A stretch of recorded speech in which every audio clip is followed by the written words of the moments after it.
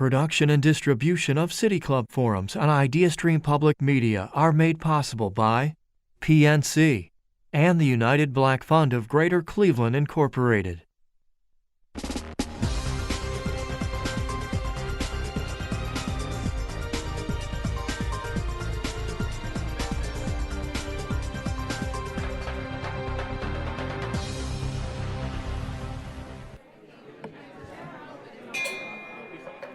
Good afternoon and welcome to the City Club of Cleveland. I'm Dan Moulthrop, Chief Executive here and a proud member, and it is great to see all of you. Thank you for joining us here today on October 1st. We're in person for our forum today. It's part of our Local Heroes series, which is designed to recognize and hear from civic leaders here in Northeast Ohio who have an important role not only in our continuing community dialogue, but also often in our national dialogue about what matters, what's facing us, and how to fix it. The speakers represent a cross-section of the brightest thinkers and doers whose hard work is changing the way we view ourselves and our community. And so we'll be joined today by Tim Tramble. He became president and CEO of the St. Luke's Foundation in June of 2020. If you didn't know that then, there was a little pandemic happening and you might have been otherwise occupied. But he took the helm of that private foundation that has been investing in the neighborhoods of Woodhill, Buckeye-Shaker, Mount Pleasant, and throughout Cuyahoga County for over 2 decades now. I should note that St. Luke's Foundation is a funder and has been for at least 10 years or so, maybe more. Before joining the St. Luke's Foundation, Tim Tramble ran the Community Development Corporation, Burton Bell Carr, and he also spent 5 years in various roles at the Cleveland Department of Public Health. In the last year, the St. Luke's Foundation has rolled out 2 very significant initiatives, Lift Every Voice 216 and the Resident Advancement Committee, efforts that shift power to those they intend on uplifting by involving the community in the decision-making process to address racial equity, health equity, and the transformation directly to their own communities. I'll be moderating our conversation today, but first we're going to hear a few remarks from Tim Tramble, and then he'll join me on the stage for a little fireside chat, and then Q&A with all of you. Friends and members of the City Club of Cleveland, please join me in welcoming to our stage Tim Tramble.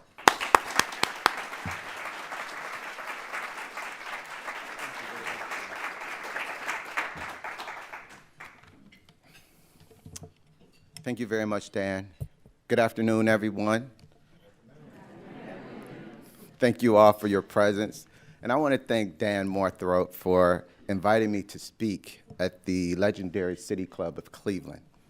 I am here as the president and CEO of the St. Luke's Foundation to discuss our execution of our funding strategy and how we intend to operationalize equity through community-responsive grant-making.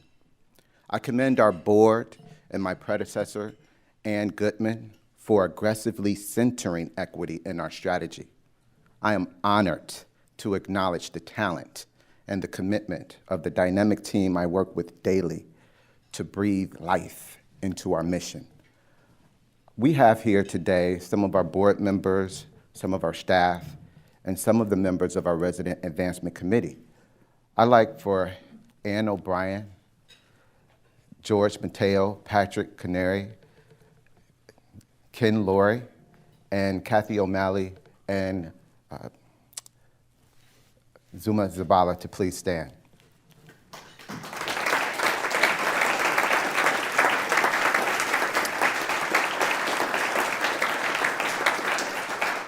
We thank you for your extraordinary vision.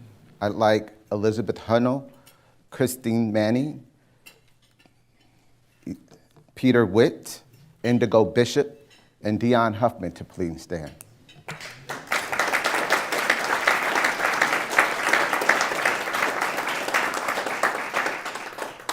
We have accomplished so much in such a small period of time, and it's because we are all in the same boat, rowing in the same direction. So I truly appreciate your commitment. Finally, I would like to ask Tony Johnson, I think I didn't see her here, Jack Hill, Bob Render, and Miss Adriana Rodriguez to please stand.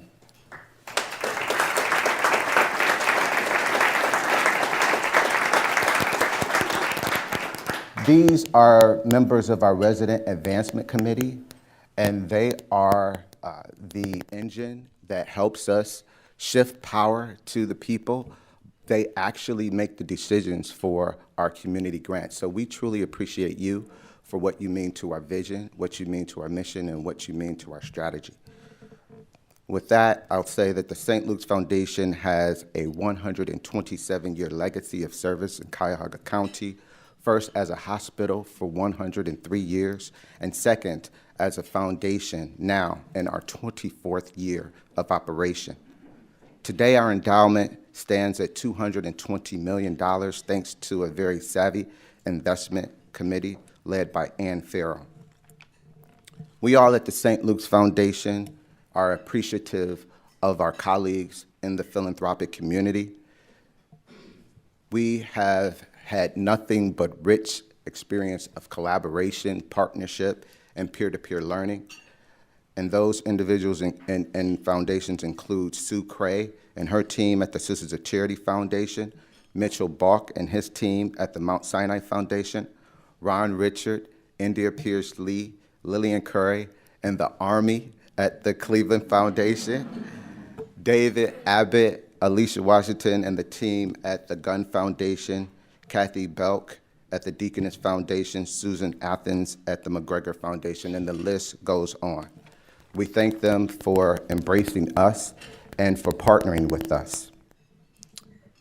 It is important that when institutions talk about their history, that they do not leave out the practices of yesterday that contributed to the disparities that exist today. That is essential in healing, reconciliation, and building trust within the community. Like most longstanding institutions throughout our country, the history of St. Luke's includes an era of inequality. There was a time when the hospital separated its wards by race.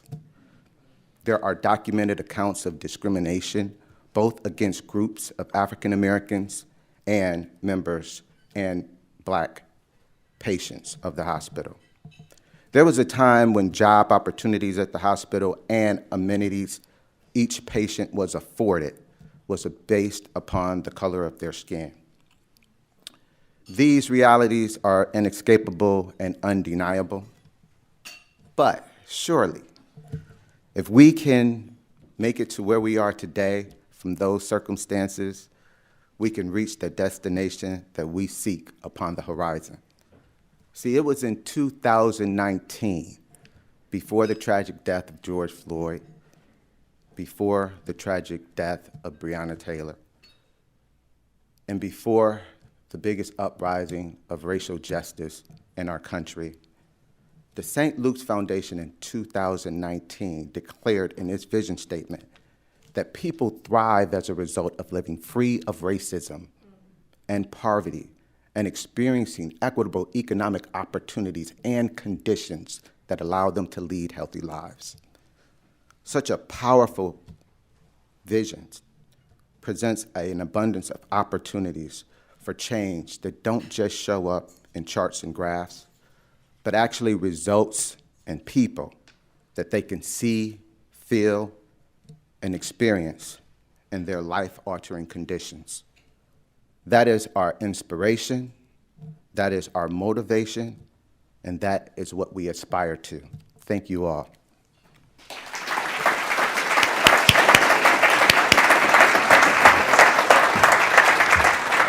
Thanks, Tim. So we're here now. I'm Dan Moulthrop here with Tim Tramble. And if you're just tuning in on the radio, you're with the City Club Friday Forum. It's great to have you with us. We have a room full of fully vaccinated people. Please give yourselves a round of applause for that. We're just working on the microphone over here. That was a little bit of an Oscar acceptance speech. You know, I want to thank. It was well done. But kidding aside, Tim, this stuff that you're doing around resident voice, Lift Every Voice 216, and the Resident Advisory Committee. I mean, can you talk specifically about operationally how this works, how it changes what the foundation is doing and the decisions the foundation is making? Right. So again, I like to say before I started with the foundation, the concept and the vision of the Resident Advancement Committee was conceived. And there was a movement in foundations across the country to really think about how do you really shift power to the people. And this is a concept, this is an approach that is used nationally, where you actually create a group of residents, a committee of your board or of the foundation, who make decisions on where community grants go to, who are the recipients of community grants. We have 3 types of grants. We have the community grant. The community grant is awarded to individuals, I should say, like groups of the community that are not 501c3, so they're very small groups. They should know these individuals because they are individuals and groups within their own community. We have discretionary grants that the staff make the decision for, and then we have board grants where we have a board process. Those are generally much bigger grants. But again, it's an opportunity for community to be a part of the solution, to be a part of saying what we need, how we need to address the problems within our community, even defining what the problems are. How much, you mentioned the $220 million endowment the St. Luke's Foundation manages, so you're giving away roughly $10 to $12 million annually, if my math is correct. How much of that is actually directed by community members? Right now it's just $120,000, but again, it is for community organizations, really small grassroots organizations, and so the grants are generally $5,000 to $6,000. And we have to build up the community's interest and awareness that these opportunities exist for them. So in the first cycle, the first 3 or 4 cycles, it was tough just to identify, just to find individuals who actually believed that this was possible for them. So as we build that interest and that momentum in these change agents within the community, the amount will increase. So, so can you tell some stories about projects that you funded through that wouldn't have been funded otherwise? Well, there are many projects. You know, people ask me to. I know you don't want to name a favorite. Just tell me a story. Yeah. I've learned. You know, I've only been in philanthropy for a year, but I've learned that you got to be very careful of singling out like your grantees and what is special. It's sort of hypothetical then. I would just say that we are very excited and happy around what we see in the community in regards to block clubs, individuals coming together, neighbors coming together and doing what they feel is important on their block. That is a very powerful thing. We're creating that synergy and that energy where people now know, and you're giving us a platform to let more people know that it exists. And we're seeing significant impact, and we're seeing people believing in the foundation and believing that this is a resource that's real for them. Believe it or not, I mean, it was hard for some people to believe that this was real. No, I know. When sometimes in neighborhoods that haven't seen investment, to believe that like there is actual investment and you don't have to create a 501c3 to receive that is that could be hard to believe. I certainly understand that. Tim Tramble, can you just draw the connection for us? And I think because there's people in the audience and people in the listening audience who will say, well, that's nice that they're funding block clubs. What does that have to do with social determinants of health? And that's the mission of the St. Luke's Foundation is focused on eradicating social determinants of health. Yeah. So I appreciate the question. It has a lot to do with social determinants of health, because when you're talking about social determinants of health and you're talking about really changing the trajectory of individuals, part of that, what people have to understand is that the service of doing that and the power of doing that comes with individuals themselves being involved in the service delivery, being involved in conceiving the ideas that will get them to the place that they want to be, right? To move them from a position of dependence to independence. So often and so in our history, we have had the situations of just serving people and never stopping to think like, are we actually empowering them? Because if you help me today and then tomorrow you have to come back and do the very same thing for me, and then next week you have to come back and do the very same thing for me, that is not empowerment,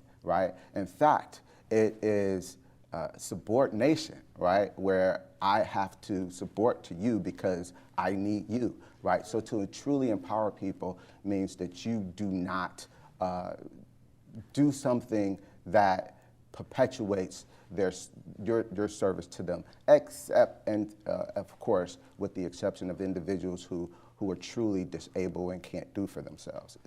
That is the only, sort of situation where that makes sense. So what have you seen then in the community as a result of this? I mean, the Lift Every Voice 216 is, maybe you should describe that a little bit. I'm speaking about it as if everybody understands what we're talking about. Why don't we take a step back and ask you to describe what that effort actually is? So Lift Every Voice complements the Resident Advancement Committee. Lift Every Voice is a platform, it's a digital platform where we make available to the community the opportunity to communicate to the foundation directly about what their interests are around the social determinants of health.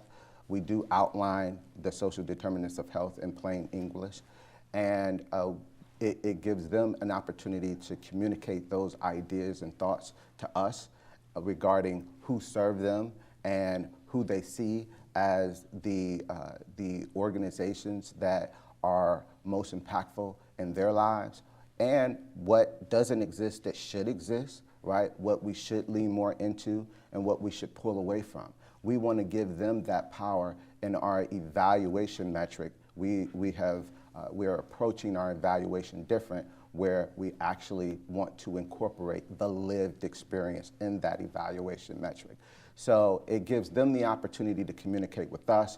It gives us the opportunity to, of course, analyze that information, and then to, of course, share that information with them, and then for us to show them how we have responded to that information. So we shared a video prior to the forum beginning with the audience here, and I mentioned it to the listening audience so they can find the video on your website, and we'll tweet it out right now and share it on social media. As you were going through, and with your staff and colleagues, were going through the information that was coming in from the community, Tim, was there anything surprising? Or did it more just confirm for you kind of what you thought you knew about the neighborhood? So there was nothing surprising, but I'm going to, this is how transparent I'm going to be to you and to our audience. The biggest surprise is the amount of people that actually shared information. We don't have as many people sharing information as we would think. Mm-hmm. What we know is that there is 3 are completing or filling out the information. And so mm-hmm. that goes back to, and we're thinking through, like, okay, so what does this mean? We're of course revisiting. Did you make it too much like a grant application? It's like just too long. Right. We're revisiting that, right? Of course, we're putting everything on the table in terms of what that is, but we think that it has something to do with trust. Like, what are you really going to do with this information, right?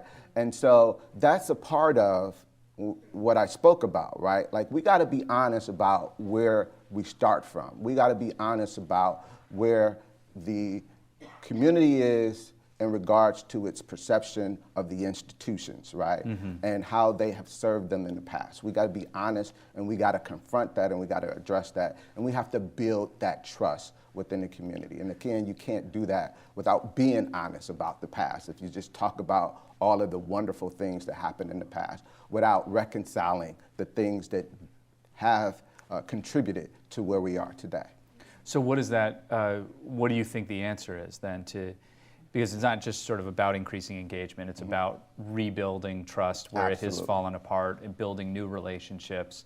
You can't do all of that through a web portal.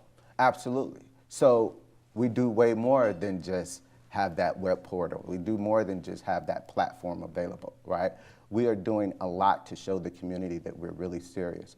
Our staff has walked the community. We've actually walked the community. We've biked the community with information about Lift Every Voice and why we're doing it. right? We've had what we call a backyard barbecue within the community to show the community that, we really are interested in, and this is real about what we intend on doing with the information that we get from them. So it takes time. Like any relationship, it takes time. Relationships are cultivated over time, and it's not what you do this day, it's what you do, what you've done yesterday, what you do today, and what you do tomorrow, right? You can't just show up once and say, hey, we did this, so you guys believe us, right? It's a process, and it's going to take time. And that's the biggest surprise. It's going to take more time that I will tell you than I personally anticipated. And I like to think that I'm someone that's rooted in the community and so that was even a surprise to me. I mean, I've been a part of survey collections, and it's different, and I'm understanding the difference because I've been able to work with a team to collect, many surveys over a 2 or 3 month period. And I thought, like, well, you know what? Just the paper survey, we've been able to do better than what we're doing here. But because I just thought that we were going to have like 10,000 people like just giving information. We have hundreds of people giving information. So we are exploring and we are asking ourselves those questions as to, and it may not be one thing, it may be a series of things, right, as to how we get there. And we also thinking about, hey, we know how to do this in a way where we get a lot of feedback, and maybe there's a combination of doing this, because it starts with a survey. And that's the thing. What people have to understand is, as you are completing the survey, because people are going, we know that people are going on there for information, and then they get this survey, right? And so it's like, well, you want information from me, but I thought I was going to get something from this, right? Mm-hmm. And what we have to educate them on is what you get from this is the power to influence, right? Yeah. You have the power to influence. And that is something that we know that community wanted. Do you see that influence flowing beyond the Resident Advancement Committee into the board-directed grant giving and the staff discretionary grant giving? Yeah, because that's where frankly, that's where the action is, right? Yeah, so I got to be careful about, saying where I see, things that are of board authority, right? Uh-huh. So I would just say that my hope, and I will tell you that our board has been awesome. Mm-hmm. I recommended this crazy thing, and they actually approved this crazy thing. But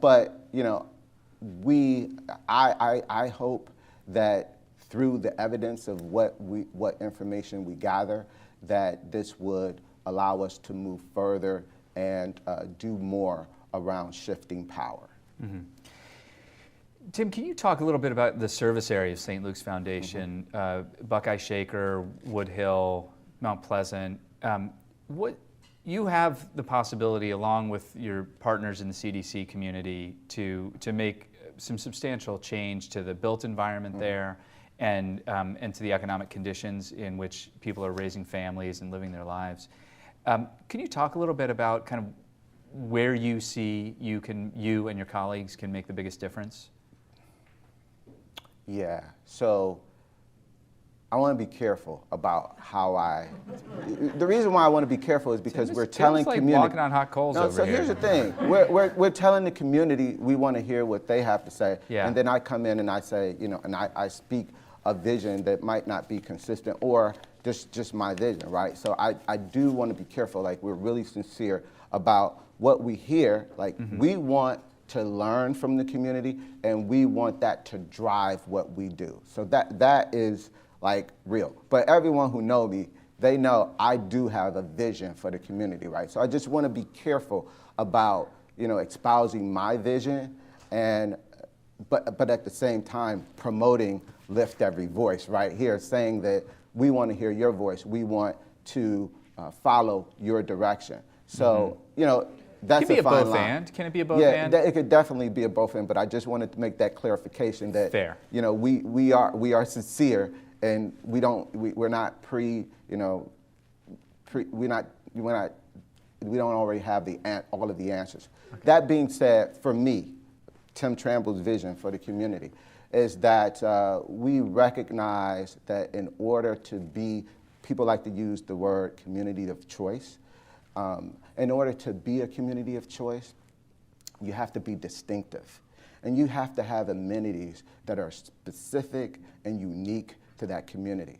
And you can't be a copycat, because if you're a copycat, then those things that you create within your community, people see that in other communities. That is their identity, right? So you have to have your own community identity. I believe that there is an opportunity for our communities to be distinctive and doing things that have never been done within our, and I'll give you some examples. Like, there are innovations that are taking place in this world that, we're just scratching the surface on, but they are coming, right? And so you have situations and things like the Tesla wall or the Generac battery storage, right? Mm-hmm. Where individuals actually can disconnect from the grid, have sun power powering their home, powering the battery, and then the battery, just like an electric vehicle, we all see that that's on the horizon, and in the next 10 years we're going to have more electric vehicles than we have ICE vehicles. So I think that recognizing the future and where the future is going, and establishing this sort of this community that has amenities of the future, that is out front doing things like, imagine if we had geothermal heating in the winter and cooling in the summer in a community, a full community, right? Imagine if everyone had a Tesla wall or a Generac battery storage where we can disconnect off the grid. Imagine if we had that. And the geothermal system was managed by people in the community. Like, these are things that no other community has done that would distinguish this community, and not just distinguish it locally, but distinguish it globally. That sounds great. Well, I mean, so is that like, do you have, I mean, a foundation, the challenge you have, right, is that you're just a foundation. You've got Absolutely. The money, but you don't have, like, you're not running an organization Absolutely. That can take that money and build that housing or rehab that housing right. to and create that whole, a whole block that is disconnected from the grid. And that might not be it. My point is that whatever we do, it has to give the neighborhood an identity that's special, that's distinctive, that makes it that neighborhood, right? Like, we can think of neighborhoods, Tremont, right? You immediately have a sense, right, of who and what that neighborhood is. And it's a positive sense, right? And we want you to think of Woodhill. We want you to think of Mount Pleasant, you know, and think of something that is forward thinking. Think of something that is distinctive in a way that others are interested in, that attracts others, that attracts people from all economic income classes, right? We want to do things that are not the cookie cutter, that are just, sort of simple development.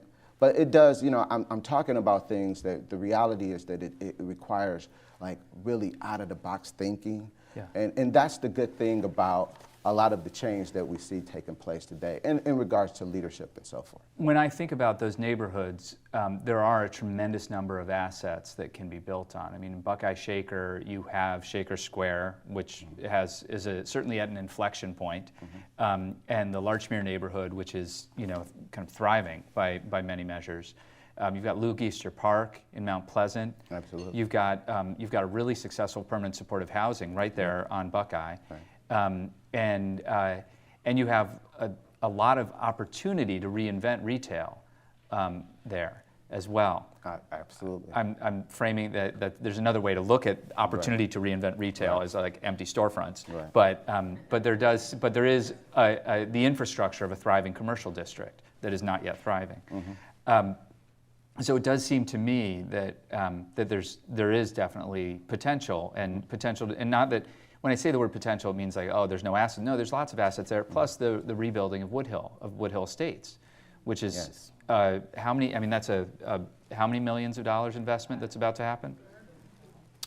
It's $35 million that the Housing Authority is receiving from HUD, but of course that is just a portion of what's going to be invested. So I would say at least, I don't know the number, but It's a lot. I would say based on what I know about development, you multiply that by 3. Okay, we're here with Tim Tramble. We're going to get to the Q&A in just a second. Let me remind you that this is part of our Local Heroes series, and Tim Tramble is President and CEO of the St. Luke's Foundation. We're about to begin the audience Q&A. We welcome questions from everyone, City Club members, guests, students from Warrensville High School, and those of you joining us via our live stream or the radio broadcast on 90.3 WCPN Idea Stream Public Media. They're our primary media partner. If you have a question here in the audience, we ask you raise your hand, and then our staff will direct you to the microphone. We don't want to create a big backup at the microphone, so one at a time over there. And if you are unable to make your way to the microphone, just let the staff know, and they'll bring the microphone to you. If you'd like to tweet a question, you can tweet it at the City Club, or you can also text your question to 330-541-5794. That's 330-541-5794 to text your question, and we'll work it into the program. See, we have our first question. Let's go. Yes, good afternoon, everyone. Good afternoon. My name is Marilyn Burns. Hi, Tim. Good to see you, Ms. Burns. First of all, I want to say I appreciate St. Luke's Foundation for all the support that they have given me as a resident and as a community leader. My question is this morning, I heard you talk a lot about health deterrence and social deterrence. How important to you is it about building the spirit first of a community? We talk about foundations. When I think of foundation, I think about something that is being built upon. And as you build on something, you have to first of all start with the spirit. So let's talk about the spirit of communities. And how important is that to you? So, Ms. Burns, I know her very well, and she is a matriarch of our community. We really appreciate you, Ms. Burns. Absolutely. You know, the social, emotional health of individuals is a part of the social determinants of health. And it is one of the things that we have, social connections and well-being of our families as a part of our strategy that we support. So it is one of those ingredients to success. You can't have success of a community without having a community. You know, we used to have pride in our communities. When I was a kid, my mom couldn't afford to send me to private school, but all of my brothers before me, they went the wrong way in junior high. So she did everything that she could to put me in Lutheran school in the 7th grade, and I cried. I did not want to go to Lutheran school. I had a sense of pride at that age of, I believe, 12 or 13, that I wanted to be with my friends in my community. And somewhere along the way, we lost that. I remember talking to my nephew about 10 years ago, and I had this pride to go to East High. And eventually, she was convinced, and a lot had to do with the cost of the high school, to let me go to East High. And you know, one of her friends told her that, you know, he's going to do whatever he's going to do either way. So let him go to the school that he wants to go to. I wanted to go to the school that I grew up seeing from my porch. I saw East High. I had pride in East High. And my nephew, who's about 15 years younger than me, and he didn't go to East High. And I asked him, you know, why? And he said, no one wants to go to East High. Like, we've lost that sense of pride within our community. And I think that that's one of the things that we have to find a way to get back in our community. I think everyone, I still wear my high school class ring, and it's not just for East High, it's for all CMSD schools. I'm proud of every CMSD graduate as a CMSD graduate. And we got to get that back in our neighborhoods. And part of it in addressing the social determinants of health is building the pride of where we come from, who we are, and what we've overcome. Next question. Our next question is a text question. How has your previous position in a community development corporation informed how you lead in the philanthropic sector?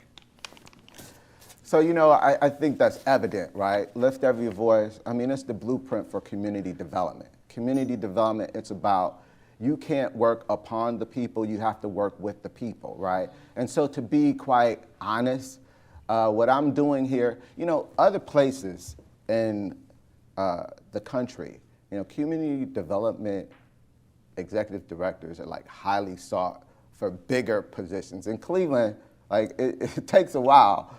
You guys don't appreciate the general work that it takes to lead a community development corporation. And to all my brothers and sisters in the community development field, fighting that fight, we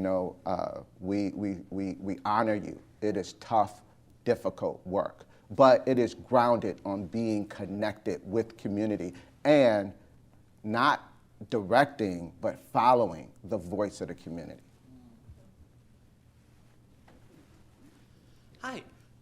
So I first would like to commend you for bringing some democracy and the voices of people that you're lifting into the decisions of these grant processes. My question is, from what I've heard, it sounds like you're bringing the community voice into questions of who gets the money. Are you also going to be trying to bring some of that voice into how the money is spent? A lot of the people that I've talked to who apply for grants will have a really cool idea, and then they get the grant funded, and they get all of these earmarks on how it needs to be spent, and here's your portion of the pie, and they're thinking, the person who's giving me this grant has no idea how this is going to work. They're trying to pre-spend this for me. Yeah, and so that's a fine line for the philanthropic community in general, right? Is not being prescriptive. Now, we have a strategy in community responsive grant making. The concept of that is from what foundations, their typical approach. There's two typical approaches. There is responsive grant making, which means the foundations are not prescriptive to the nonprofit organizations. The nonprofit organizations propose, they inform the foundation of what the challenges are within the community, and they present a solution and a plan, and the foundation awards it, right? And then there is the strategy approach, where the foundation has a strategy and the foundation does prescribe, these are things that you have to do. Most of the foundations in Cleveland, we have a hybrid of that, where we do have a strategy. We want to address the social determinants of health, but we don't prescribe how we get there, right? We look at the nonprofit community. The difference of what we're pushing in St. Luke's is that we don't just want to look at the nonprofit community. We want to hear from those who are on the ground, who are actually experiencing, right, these issues within the community. Good afternoon. There are several different theories about community development. One is that you want to lift all boats, that money from public sector and philanthropic sectors should be spent across the city, and politicians, campaign on that. Another theory is that the money should go where it can do the most good and most possibility for development, and that really by attrition, that there are some parts of the city that maybe where money should not be spent. I was wondering your thoughts on those two different theories.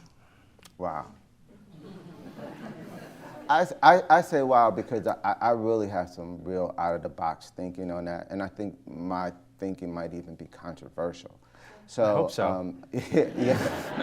Yeah. So I told you guys what I think that we should do as in our communities. We should look to make each of them a special place to live, right?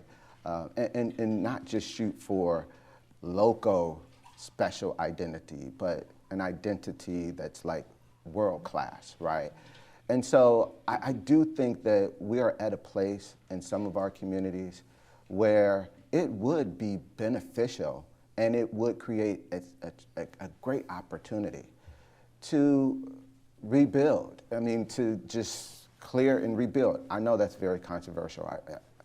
And I don't know if my board appreciates me sharing that, but I do. I mean, there are some streets in some communities. I mean, we've seen Detroit. We're not as bad as Detroit, but there are some places where you have one or two viable homes on a street, and then if you go 10 blocks, you got 3 or 4, maybe 7 or 8 viable homes in a 10-block area. And we can do something to support those who are there, right? And make them a part. The key is to make sure that they are a part of the change, whatever the change is, but then you can do something that is like really high scale, really just transformative within the community. Because we try to, we just demolish, and then we try to rehab, and then we build a house. You know, the reason why lifestyle centers work is because it's all new, right? And no one that invests feel like they're investing by themselves. Ken Lurie knows this very well. He was a builder in Central, and I remember when I started at Burton Bell Carr, and some very respected people within the community were advising me and said to me, you know, truly, they have you doing an impossible task. They have you building homes in the poorest neighborhood of the city, where the only things that are surrounded are the public housing, the public housing estates and cemeteries. Excuse me. So how are you going to get people to live there? The way we got people to live there is that we had 40 spec units being built all at one time. And people saw the transformation of that, right? People invested because they knew they weren't going in alone, right? And so when we build these one here, one there, one here, one there, it's difficult for people to get people to see the vision. And so that's how we made it work in the poorest neighborhood of the city. But the poorest neighborhood in the city at that time had been just, there was nothing on most of those streets. And I think that, we have to do a very similar thing. You're up, sir. Yeah. Good afternoon, Tim. Bob Render. I'm not wearing my rack hat today. I'm doing my community activist work. So just for the listening audience, they need to understand that you did something that is unheard of. Tim and 20 members of his staff were riding their bikes in the neighborhood. I don't know of any philanthropic organization that got their senior staff and ever done that. And he was doing what James Brown said, if you're gonna get involved, you got to get in deep, okay? He is doing that. He's putting his money where his mouth is. When you ride the neighborhood, I'm a precinct committee person, if you walk the neighborhood, you see things that you don't see driving in a car or on lolly to trolley. You see it close up. You see the deterioration of the homes. You see the problems that people are having day to day. I commend you. Keep that up.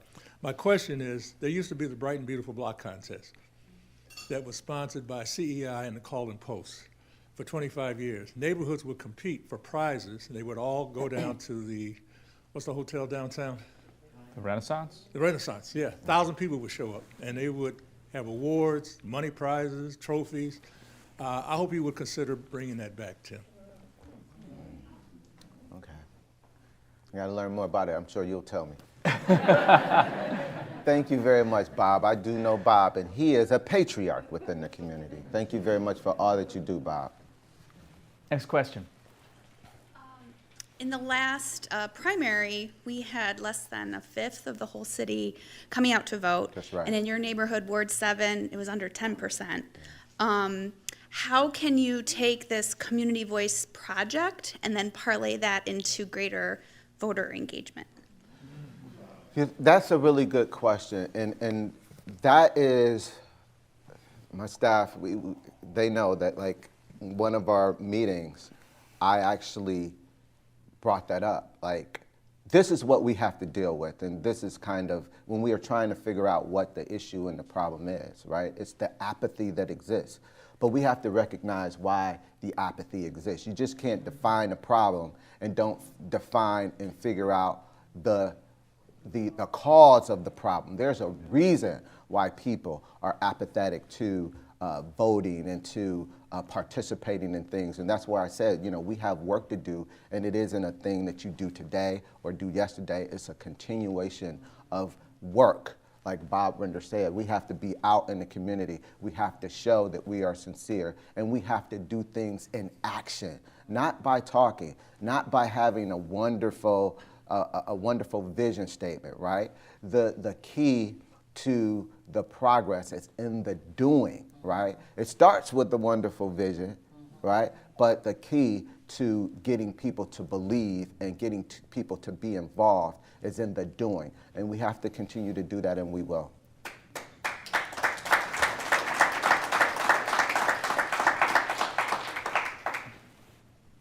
How you doing, Tim? It's good to see How you. you doing, my friend? It's All right. a pleasure to see you here. Yes, yes. Dr. Goler. Yes.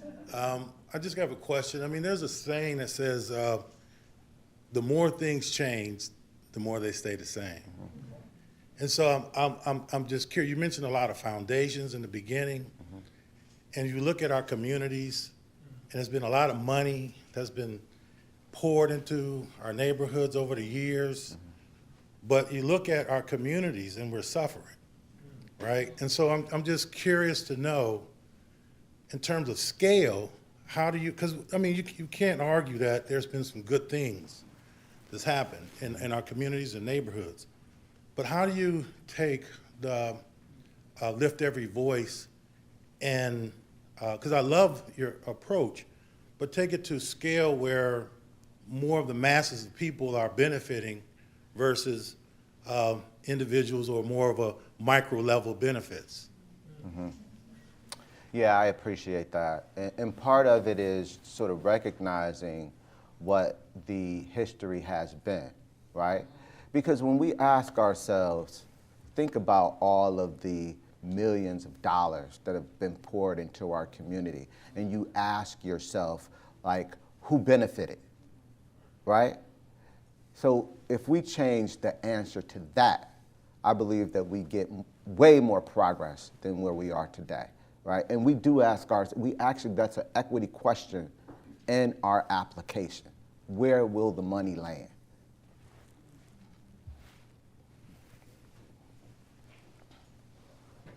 Tim, good to see you again. Great to see you. My question is, there seems to be a duality in the communities in which we live. My family and I, we kept the inherited homes, so we have homes in Glenville, in Mount Pleasant, and in the Lee Miles area for a purpose, because our motto is, instead of having someone, in our family pay a landlord, we might as well keep those homes in the family. So in the communities, when people attain a certain level of success, they leave. And it's not any fault of theirs, but how can we build these communities if we lose so much of our dollars and our talent, to the suburbs, which is totally their prerogative? But how do you see that? Is it building the communities by finding talent from other cities, states, and bringing them in?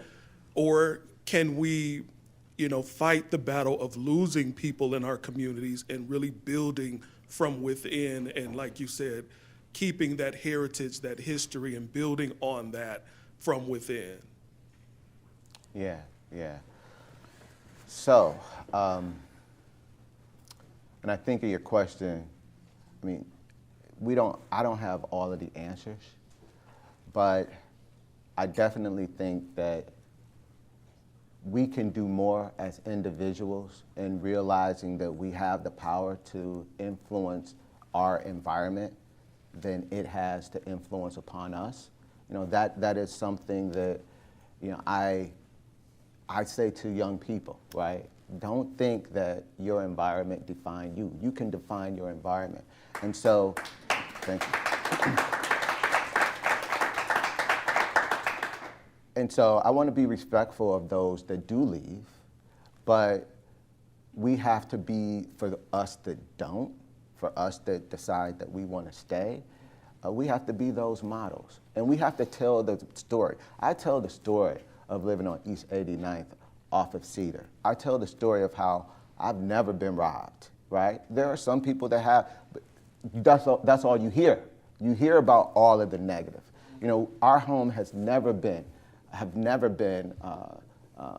burglarized, but that's all you hear about our community. I've been in my home, we've been in our home, we built our home 26 years ago, and we've never had that type of altercation. And guess what?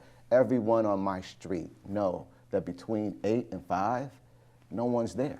Everyone knows that. But they are protectors, they are supporters, they are advocates, they are friends. And that's why I say we have to get back some of that old culture, you know, village raising a community, where you have that stability. Now, of course, we all know that things happen within our community.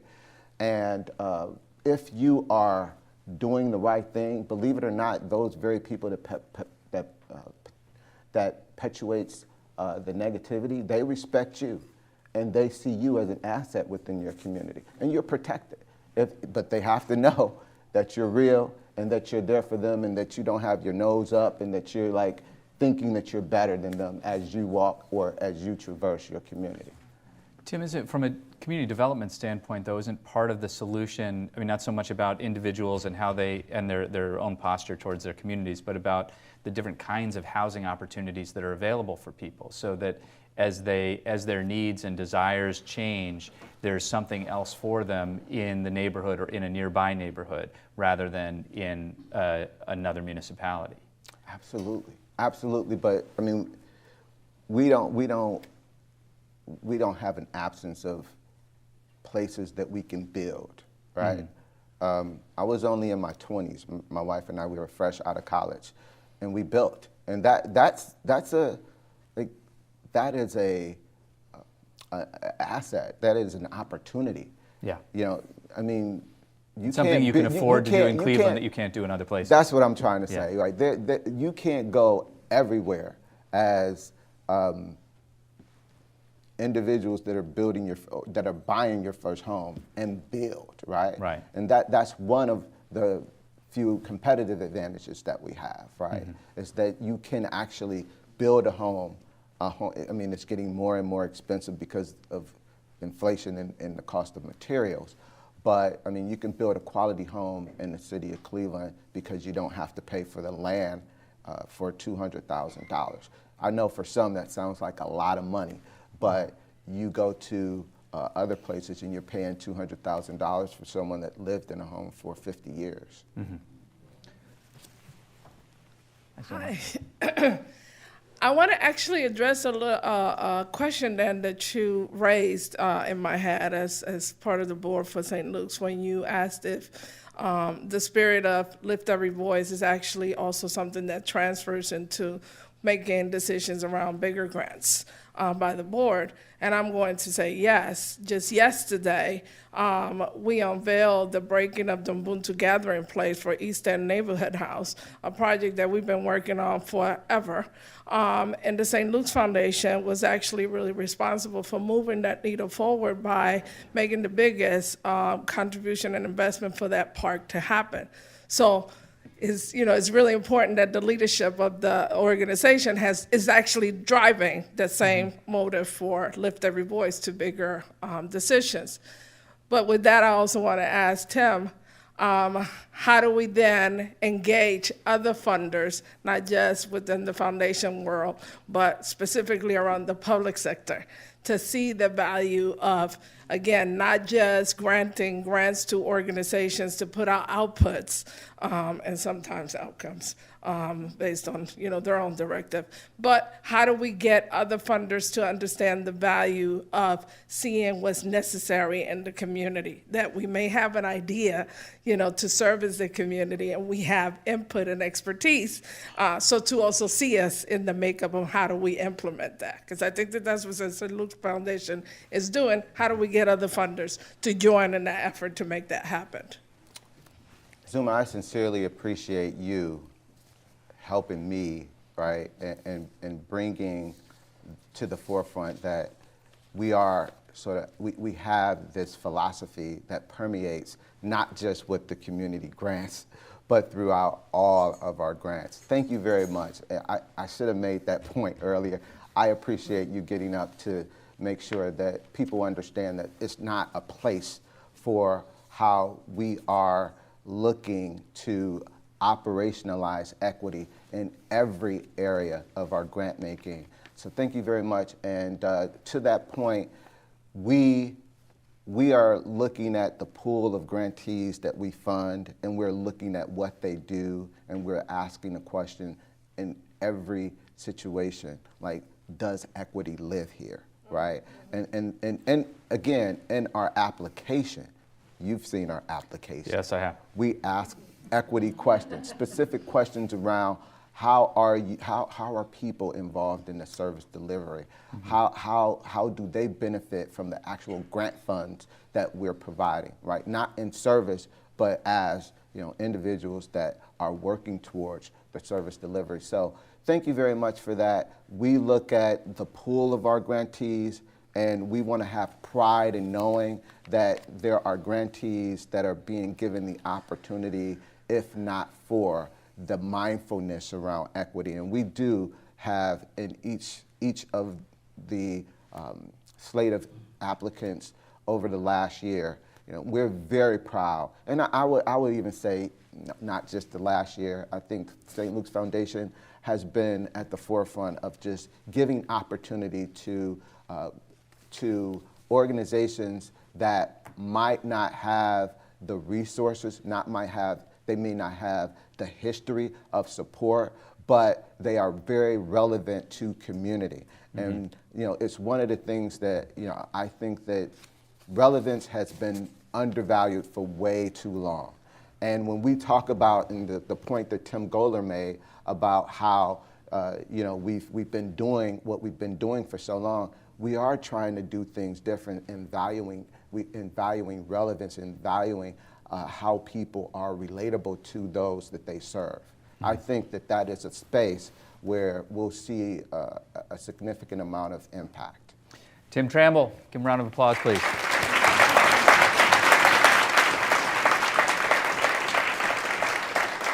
Our forum today is part of our Local Heroes series, which we present in partnership with Citizens Bank and Dominion Energy. We welcome guests at tables hosted by East End Neighborhood House, Jordan Community Resource Center, Legal Aid Society of Greater Cleveland, Metro Health Foundation, Neighborhood Leadership Institute, Policy Matters Ohio, the St. Luke's Foundation, and Warrensville Heights High School. We're happy to have you all here. Join us next Friday for a forum presented in partnership with the Deaconess Foundation called Preparing for the Jobs of Tomorrow. Tickets are still available. I hope you can join us for that. And tune in Monday, October 11th for our general election debate in the mayor's race that we are presenting in partnership with our friends at IdeaStream Public Media. That will air at 7:30 p.m. on WVIZ, on WCPN 90.3, also on IdeaStream's website, also on our website, cityclub.org. And following that, we'll have one-on-one conversations with both of the candidates on October 13th and the 14th. More information on our website, cityclub.org. Friends, that's the end of our forum. Thank you for being a part of it. Our forum is adjourned. Thank you, sir. Well done. For information on upcoming speakers or for podcasts of the City Club, go to cityclub.org.